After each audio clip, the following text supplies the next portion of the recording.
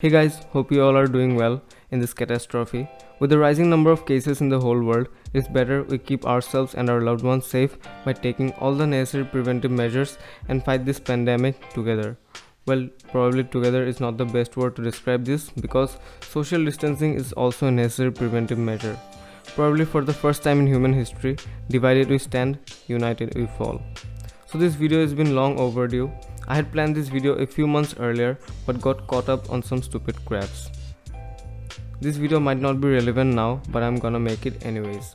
So if you like the video and see the efforts, do hit the like button below and I'll be a happy man. Okay, enough of the excuses. So as you've probably read the title, we're gonna be comparing the cameras in the Samsung Galaxy M30s and the Google Pixel 3a XL. I'm so late in making this video. In fact, Samsung has launched their next version of their M series phones, the M21, M31, which are just a minor upgrade and honestly not much different from the M30s. And also the Google Pixel 4a launch around the corner. And also, Samsung has released the Android 10 update for the M30s. Do let me know in the comments below if you want a video about it.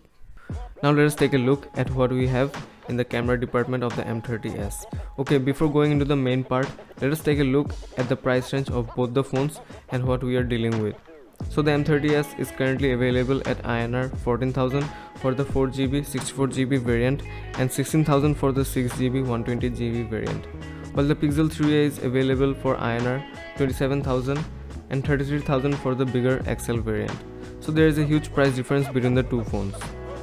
Okay, so moving on. The M30s has a triple camera setup on the back with a 48 megapixel f2.0 main sensor along with an 8 megapixel f2.2 ultra wide lens and a 5 megapixel f2.2 depth sensor. The depth sensor is quite gimmicky in my opinion, as the Pixel does a better job at artificially blurring the background, which we will be getting on in a bit.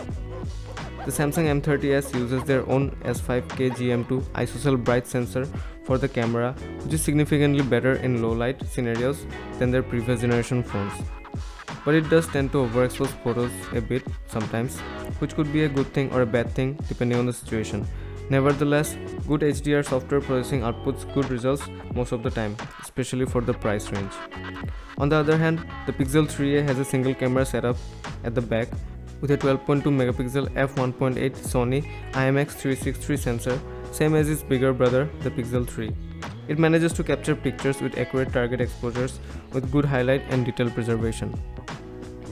Now let us take a look at the photos from both the phones side by side. So on the left we have the Samsung and on the right we have the Pixel. So right off the bat we see how the colors in the M30s looks richer, which is typical of Samsung's image processing.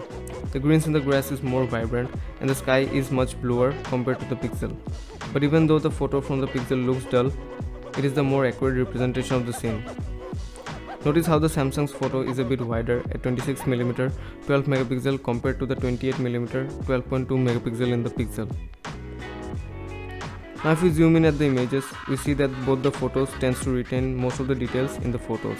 But the Samsung tend to digitally sharpen the photo a bit more than the Pixel, which is evident from the roof of the house. Now this is the same photo at 48 megapixel taken on the M30s, which it is capable of. Right off the bat, the colors looks even more punchier with more accurate exposure. In theory, the picture should retain much more information than before and should be even more detailed. But if we zoom in, I don't see much of a difference, to be honest, from the normal 12 megapixel shots.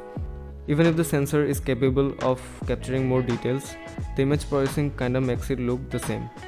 So in my opinion, the 48 megapixel is not necessary, as the file size gets almost 4 times larger and takes some time processing while taking the shot. One other advantage in the M30s is its ultra wide lens with its 123-degree field of view, perfect for landscapes and when you want to get more things into the frame. The shots are pretty acceptable at good lighting conditions, but do end up losing a lot of details in low light situations. Here is evident how the Samsung is a bit wider than the Pixel.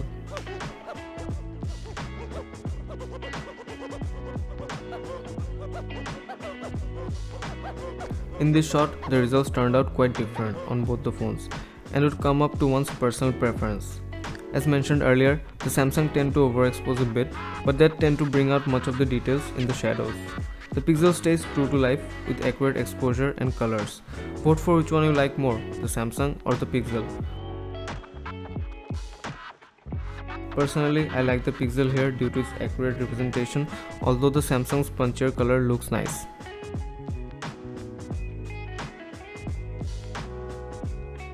Same is the case with this picture. The Samsung tend to overexpose a bit, but that tend to bring out the details in the shadows a bit more.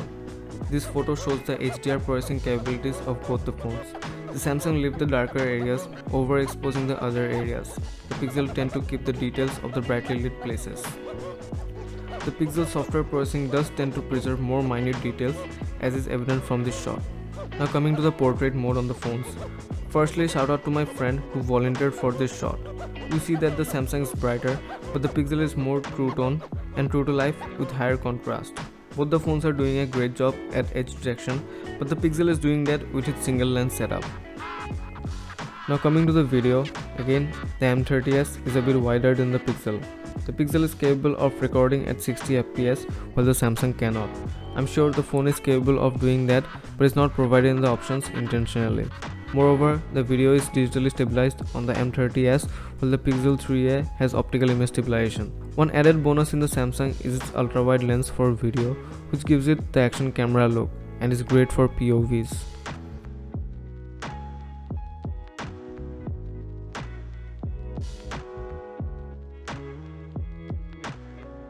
So that's it for this video. Hope you guys liked it. So which one you like the most overall? Is it the Samsung or the Pixel 3a? Do let me know by voting in the pop-up above, and I'll see you guys in the next video. Till then, stay safe.